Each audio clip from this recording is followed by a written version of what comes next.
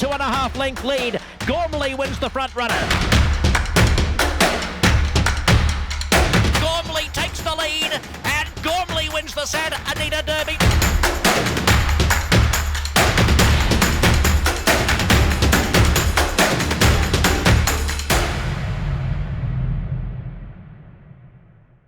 Hi, everybody. Welcome to Spa Babies, presented by Spendthrift Farm. I'm Dan Illman, along with Nicole Russo, and let's kick off Thursday's early pick 5 at Saratoga with our Spa Baby race. Race number 2 is at 5.5 furlongs. It's a maiden special weight, and this is one of those restricted maiden special weights, Nicole, for horses that sold or were bought back at public auction for $45,000 or less in their most recent sale. We've got 2 in here by Exaggerator. We'll begin with the number 1, Nutsie. And Nutsie is a half to stakes place dirt sprinter Moma Mia Maria, the Damas Stakes winning dirt sprinter. So there is some class in this pedigree. And while this race is a restricted maiden special weight, we've seen some pretty nice horses emerge from the restricted maidens to win major graded stakes races, including British Idiom.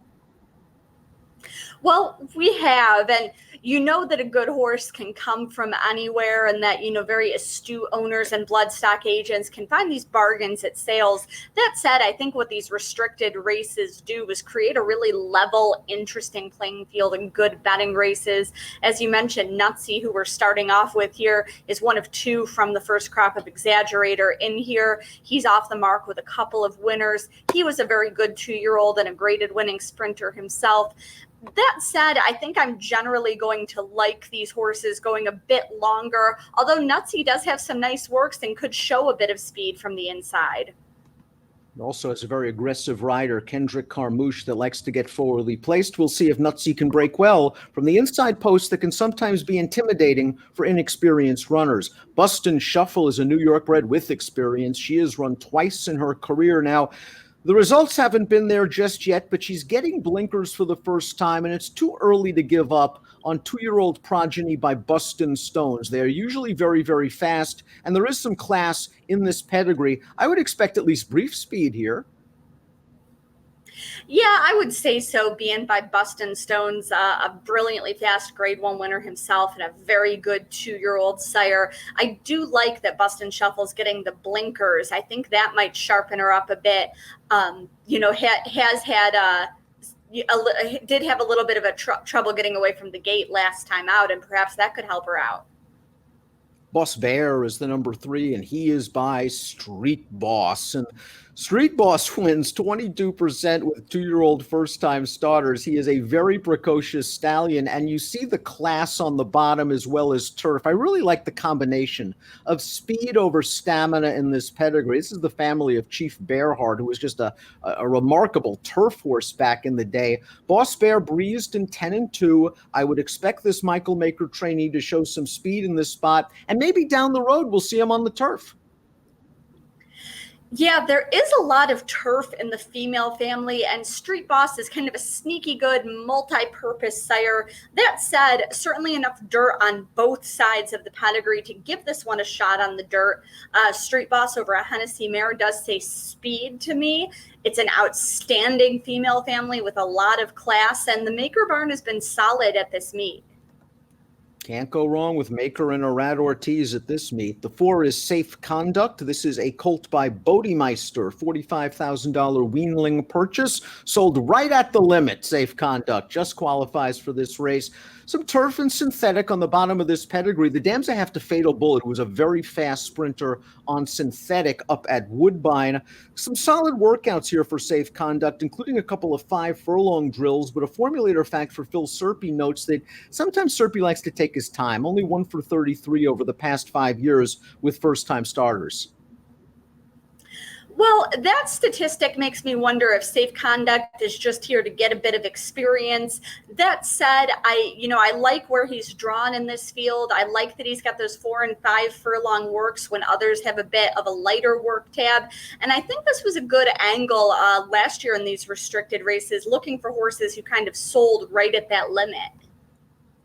Lutescoot N Boogie is up next, the number 5. This one is by Midnight Loot, 9% winners with 2-year-old first-time starters. The dams I have to King Glorious, who a long time ago was a really, really top 3-year-old, I believe won the Haskell. Lutescoot N Boogie goes out for Steve Asmussen. You always have to consider the Asmussen firsters, especially with Ricardo Santana Jr. aboard. Yeah, and Steve Asmussen, the barn can really do no wrong with its 2-year-olds this summer. A lot of impressive debut winners, 2 stakes winners, 2 stakes winning 2-year-olds last weekend alone. They'll be going for another one in the Adirondack Stakes a day prior to this. That being said, this one overall, the pedigree makes me think, that Lutescoot N Boogie might want to go a little bit longer. Midnight Lute kind of sneaky. He was a champion sprinter, but a lot of his foals go longer, like Midnight Basu, who runs for these connections of Asmussen and Bloom Racing Stable. Midnight Lute is also the sire of a Queen's Plate winner in Canada. So I'm wondering if this one, especially considering the female family, might want a bit more ground.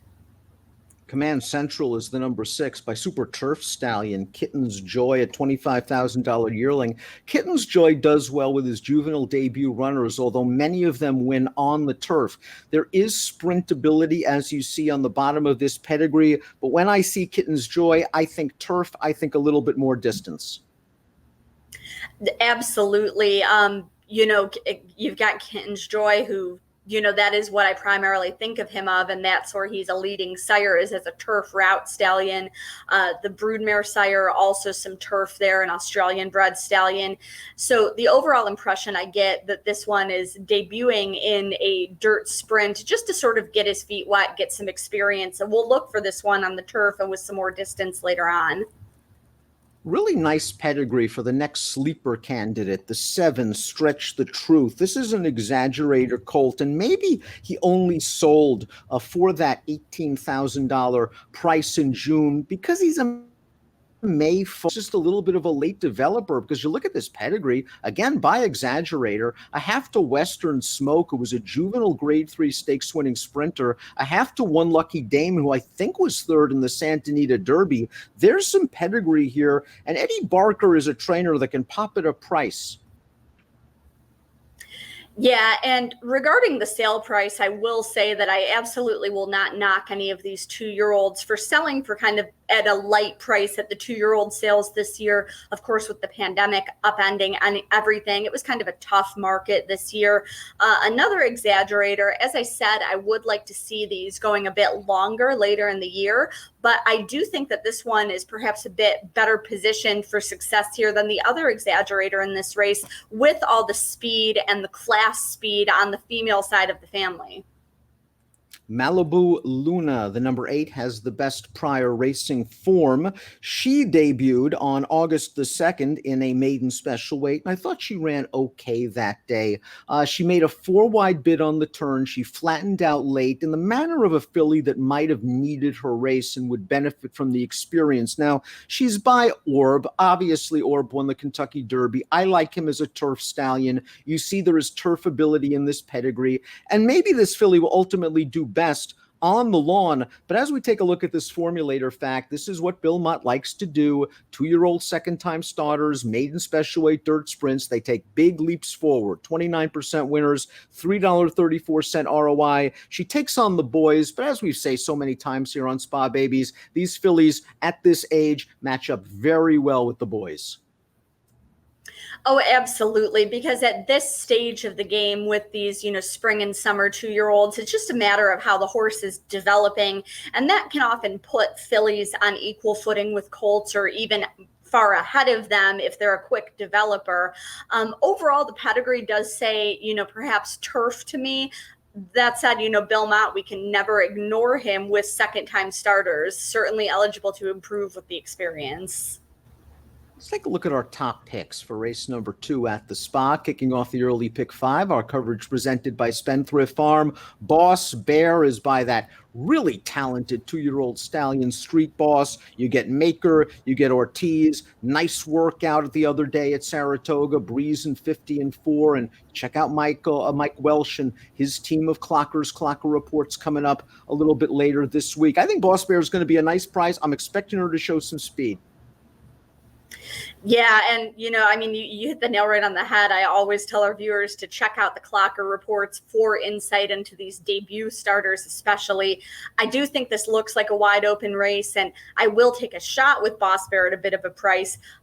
Looks like this one is bred to have some speed, drawn fairly well, gets Irad Ortiz aboard for a barn that's been very solid at this meet.